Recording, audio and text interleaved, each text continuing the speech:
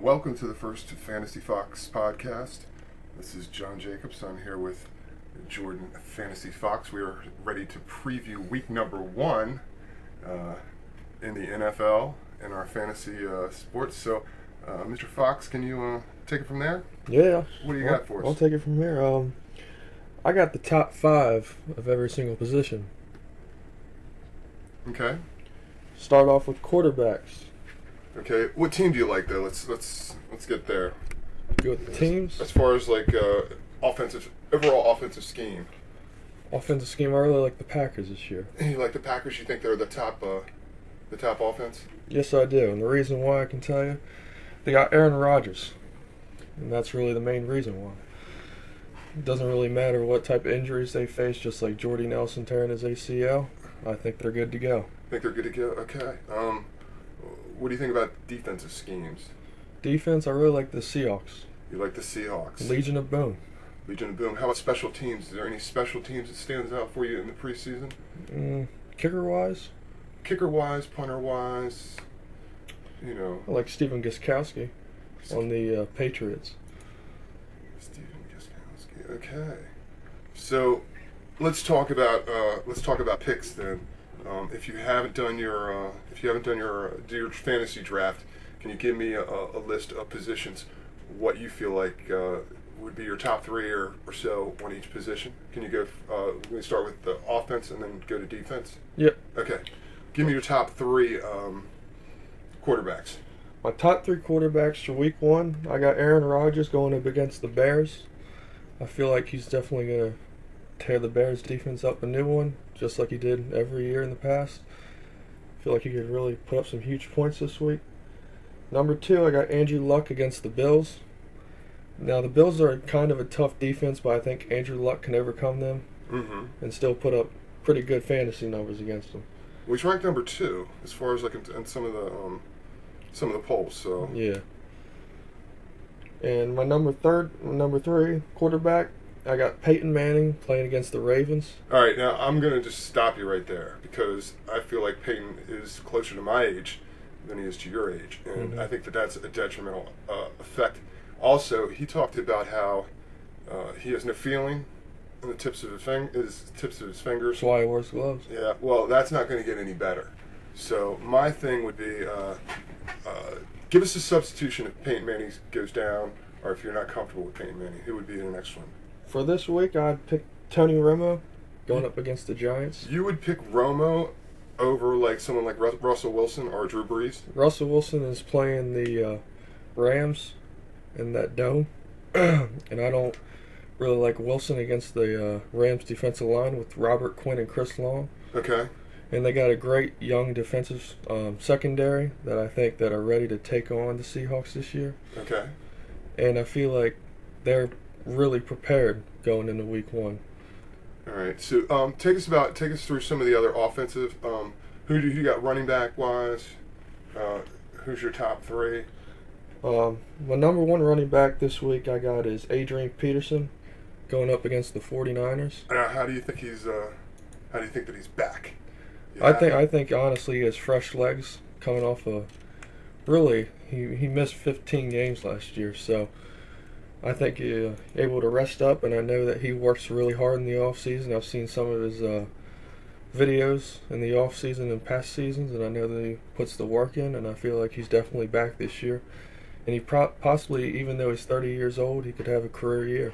Now, do you think that the time off is going to be is going to interfere with his team play as far as like interaction with his teammates? Do you think that's going to be? I don't really think that's going to be a big deal because I watched NFL Network a couple weeks ago, and they were saying how you just fit in really well right away with all the players, and it's all about the team, and they can all make good connections right away. So I feel like they could hit the ground running. Okay. And who are some of your other picks for running backs? Number 2 this week, I got Jeremy Hill going up against the Oakland Raiders. Okay. Definitely a good young running back there against the not so good defensive line of the Raiders. So you feel there's a good upswing for potential for points from there? Yeah, I feel like he could definitely break off a few touchdowns. Okay. He did it for me last year in a couple of leagues, and I feel like he'll definitely do it this week against the Raiders.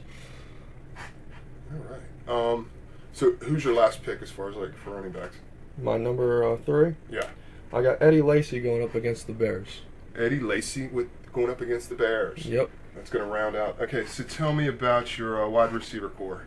Wide receiver number 1, I got Des Bryant going up against the Giants. Des Bryant. I feel like him and Tony Romo make a really good, strong connection there. You don't think that he's at the tail end of his career, or at he's already hit the peak of his career? No, he's just getting into his prime now. You think so? He led last year. He led the league with the receiving touchdowns, and I feel like he definitely could possibly do that again. I feel like anywhere between the 13 to 15 touchdown mark is pretty accurate with him. Okay, and then who else do you have? I got number 2, Julio Jones against the Philadelphia Eagles. Now, I don't think he's lived up to his potential. Do you think? How do you feel about Julio? I feel like when he's healthy, he definitely is like an elite receiver, but he's had a foot injury or two in the past, especially last season that made him miss a couple of games. I feel like if he stays healthy this year, he'll definitely be in that top 3 receivers for the whole year. Okay, and then who else? Number 3 this week, I got Antonio Brown against the the New England Patriots. No, I couldn't agree with you more with Antonio Brown because he is a point magnet. Yes, he is. The Yep. guy knows how to play. He's just a good He player. definitely knows how to catch too, man. Yeah. Leading the league in receptions last year and racking up those yards. I feel like if you're definitely in a points per reception league, he's definitely number 1. I may even consider him taking him number 1 in a PPR league. Okay. So, tell me about your tight ends. My tight ends, I got the Gronk. The number Gronk. 1. Number 1 against the Steelers this week. So it is a Gronking to remember. Yeah, it is. All Yes, right. it is.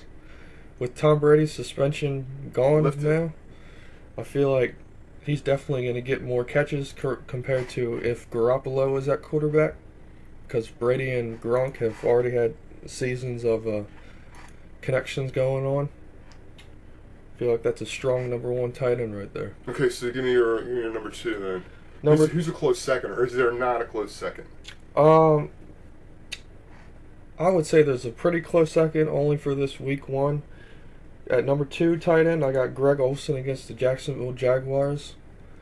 I feel like since Kelvin Benjamin, the Panthers wide receiver, went down with the torn ACL early in camp, I feel like Newton's definitely going to be looking to Olsen a little bit more.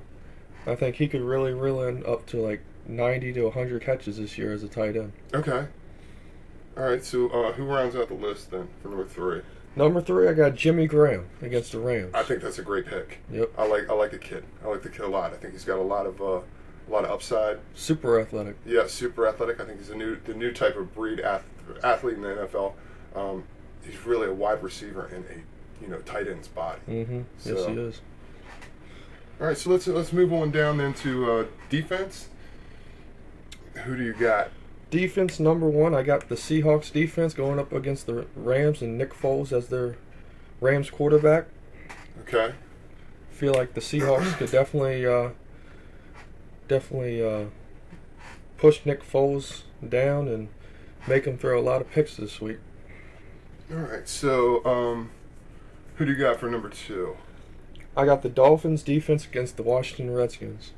Well, that could be any defense Yep. against the Washington Redskins. That is true. So they're your number 2. All right. Yep. Okay, that makes sense. And who's the rounds out the top 3 then? My number 3 defense this week, I got the Panthers going up against the Jacksonville Jaguars. All right. Feel like Luke Kuechly is definitely the captain of that defense, and that he'll rally the troops around him and really bother Blake Bortles in that pocket of Jacksonville. Okay, give me a special teams rundown. Who do you like as far as like who do you think is going to be a big playmaker, breakout For the kickers, for the kickers, for the punt or for the kickoff receiving team? I mean, who's going to?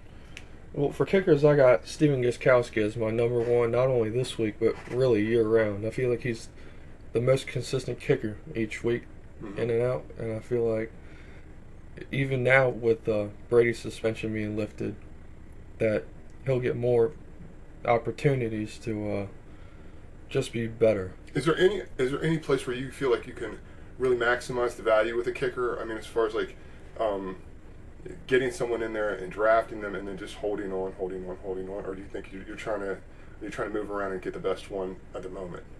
I really think it's honestly a week by week basis. That's only really if you get a kicker in, say, like the last round of the draft, 15th, 16th, 17th round. Depends on how many rounds your draft is, but I feel like you could really get a decent kicker in the last round of your draft. And it really depends on matchups each week, because some defense are just too tough and they'll just make the special teams punt it away most of the time. Okay. Instead of giving them a good field position. Okay. Do you have some steals? Yeah, I do. I got some sleepers this week. Sleeper steals. I got Doug Martin as my sleeper, running back for the Tampa Bay Buccaneers, going up against the Tennessee Titans. Okay, can you give me a little background on him? He was definitely a really good rookie. He got over 1,000 yards his rookie year.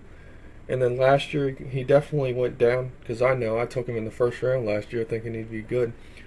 Suffered a pretty good shoulder injury last year. I think that's part of the reason why. And what's the outlook as far as like that shoulder's healed, ready to go? He did say his shoulder is 100%, and I was watching him in the preseason.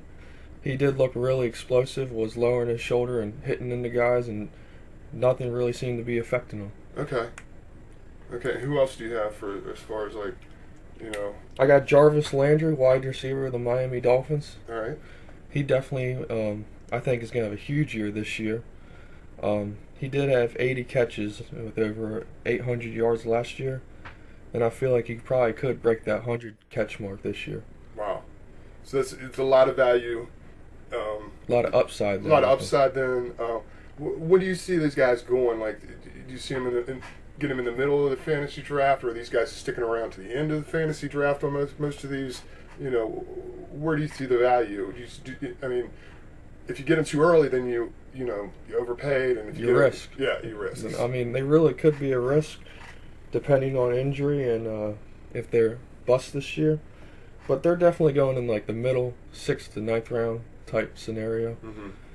And both those positions are pretty good this year, so I think you can because there's a lot of guys like them, mm-hmm. but I think the value of that individual person is much higher than different. No, every year we see this, that it takes a couple weeks for the teams to get locked in and to really start, being consistent. What week do you think that's going to play out? I think probably around the third week. Around the third week? Yeah, because the starters, they didn't really get... I mean, they got work in the preseason, but they didn't get as much, like, full game reps that they usually would. So I think the first 2 weeks, they'll just shake the rust off. And then I think they'll definitely get into the swing of things right away from week 3. Now, who do you like in the coaching arena? Who do you feel like is really locked in and really has the, just their shit together? I'd probably say Chip Kelly of the Eagles. I feel like he's definitely made a lot of good moves this offseason. Well, I think the proof will be in the pudding with Chip, because he made some just he just cleared out the whole refrigerator. Yeah, he cleared house. Definitely. Yeah, so that'll be very interesting to see how it plays out in week 5, week 6. Yep. We'll get halfway through the season mm-hmm. and see how things go. But well, we're going to wind down. This is our initial podcast, the Fantasy Fox podcast with Jordan Fantasy Fox and John Rasputin Jacobs, and we are just thankful that we could be here. And we're going to sign off. You have anything to say? Nope. Well, not really. Hope you guys get all your fantasy picks and score as many points as you can. Draft wisely. We're out of here.